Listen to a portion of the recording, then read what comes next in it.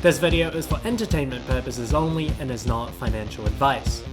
Hey guys, welcome back to another video. My name is Josh. In today's video, I'll be giving you a portfolio update on my Sharesies public portfolio for the month of June 2022. As well as that, given that we're halfway into the year already, I thought it'd be cool to have an update on the broker picks for 2022. So if you don't know already, the broker picks competition is a competition where brokers give you 5 stocks that they pick, and whoever wins the competition is the broker that has the highest return on those 5 picks. So given that the market is down significantly, it'll be interesting to see how those picks are performing, and I'll also be sharing with you my performance on my picks as well.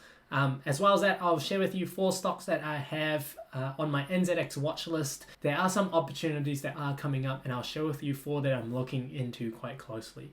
So if you enjoyed today's video, be sure to hit like and subscribe. And as always, none of this is financial advice. This is purely for entertainment and educational purposes only. I'm not recommending you to buy or sell any of the stocks that I'm talking about in today's video. So with that out of the way, let's get right into the video. Over here is my Sharesies public portfolio, and as you can see, the portfolio value is $21,145. Simple return now is in the negatives, slightly below zero at 0.27% loss.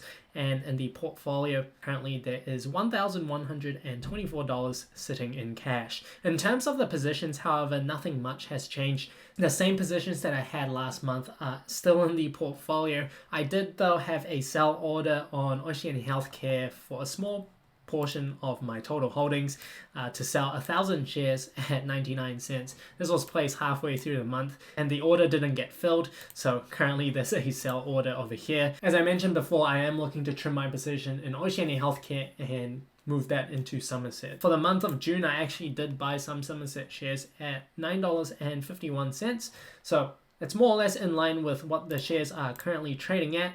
I'm looking to buy more as it drops further down. Now, in terms of the portfolio performance versus the index, the portfolio has underperformed the NZX 50 this month by quite some margin. The portfolio is down 7.2%, whereas the index is only down 5%. And if we look at the portfolio performance since inception, the outperformance of the portfolio is very, it's quite small now, just about a few percentage points.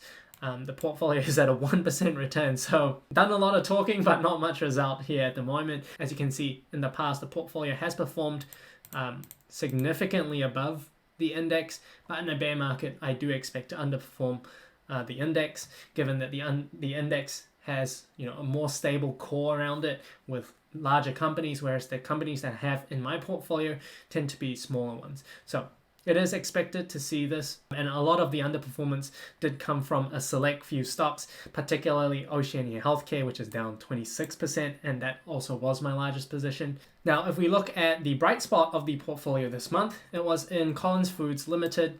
Collins Foods is the KFC operator in Australia, as well as in some areas in Europe, and they posted a very strong FY 2022 result. And that sent the share price up significantly. On Tuesday, they announced their results, and the share price was up 11.52%. It turns out that during a recession, people still eat KFC. In Australia, same-store sales growth, SSS, was up 1.4%. On the face of it, this is not particularly impressive, but if we look at last year they achieved a 12.9% uplift in same-store sales growth. So to grow 1.4% above that 12.9%, that is a very strong result. Now, if we look at KFC Europe was a spectacular performer.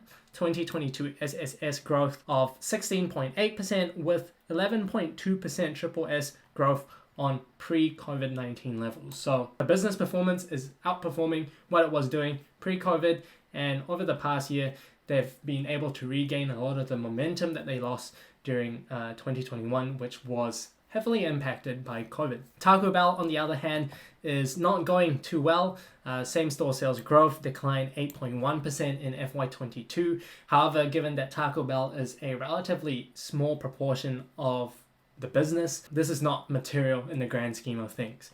Now, it's not all rosy though. They did mention that they are facing some headwinds in the near term, especially with increases in cost of goods sold, energy and labor. They do see margins compressing in the near term. So a lot of their suppliers will renegotiate their contracts, and with inflation hitting everyone, they will definitely want to renegotiate these contracts at higher prices. That means that KFC will have margin compression, and historically KFC hasn't been able to increase their prices in line with CPI. They usually increase it less than CPI. So if inflation hits at 7-8% and KFC only increases their prices by 5%, then you're going to have a margin compression there.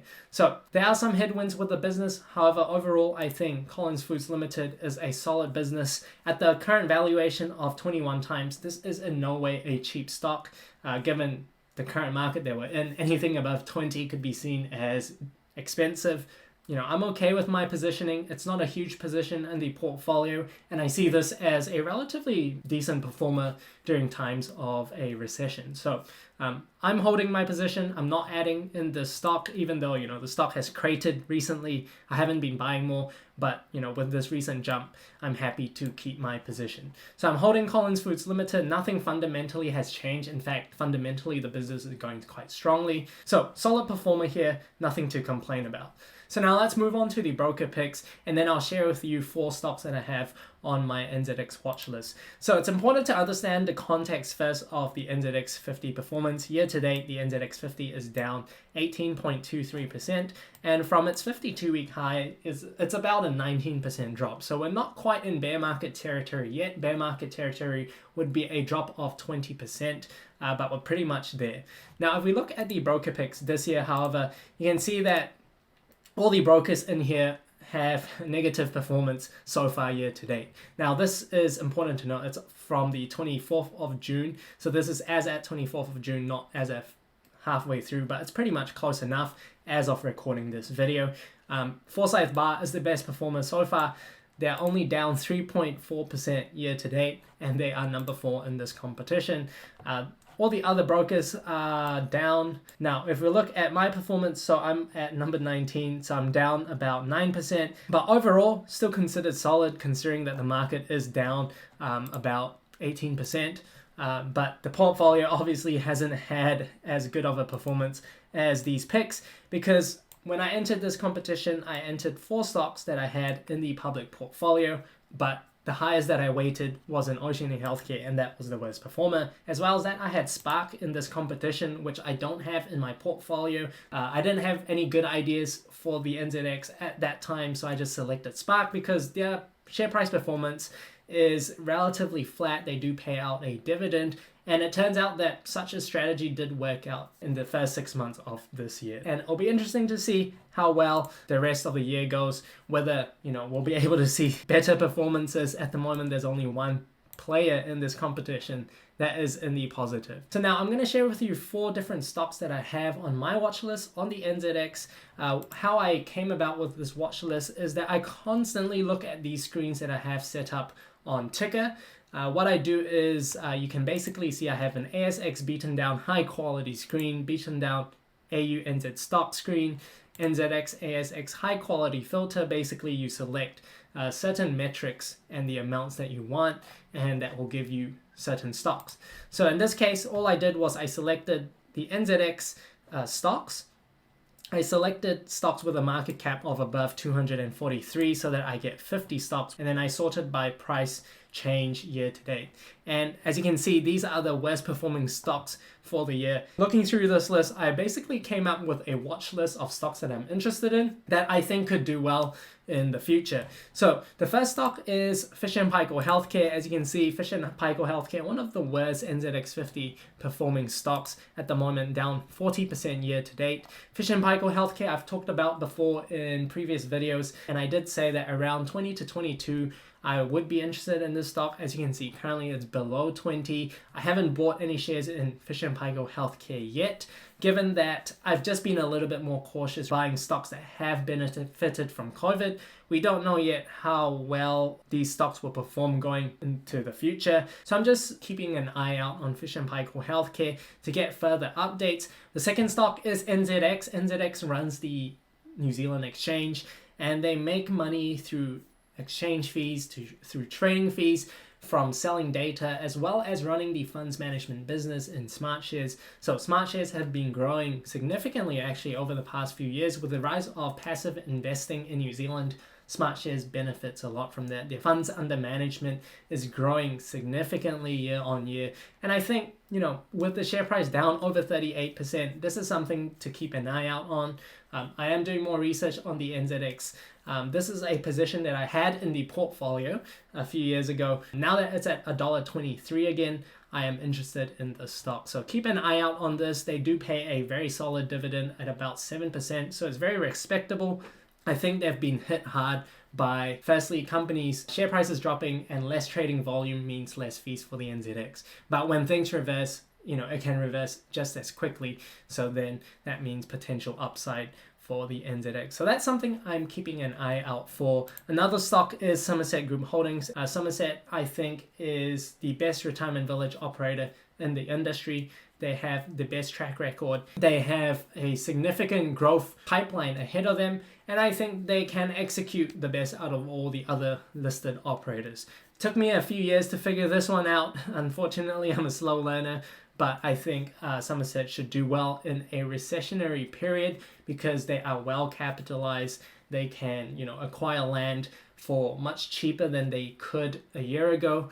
And I think building materials should start to come down now. The prices of building materials, I think, will be in a deflationary period over the next year. And I think Somerset will benefit as this comes about, if this is proven right. So I think Somerset stands to benefit a lot. This is on my watch list. Now, the last stock on my watch list is Argosy Property. Argosy is a New Zealand REIT, a real estate investment trust. They have a diversified portfolio in many types of different properties, in commercial, in industrial, in retail properties. And currently they're trading at $1.22. Their net tangible assets is $1.74. So they're trading at about 67% of their net tangible assets. Obviously, with rising interest rates, a lot of these REITs have been hit hard. Argosy was actually one of the worst performing REITs year to date. So this is why I was interested, and I added it into my watch list. Like the NZX, I previously had Argosy in the portfolio, so I've done my research already on this company. So now I'm just looking to refresh my understanding of the business and potentially adding it back into the portfolio. Next month, I'll be going on a holiday, so there won't be a public portfolio update, but you can always hit me up on Instagram. Just be on the lookout though. There's an imposter out there messaging people. I usually won't message you, but if you message me, chances are I might reply. So that's all for today's video. Thank you guys for watching. If you enjoyed it, be sure to hit like and subscribe. But until next time, guys, take care.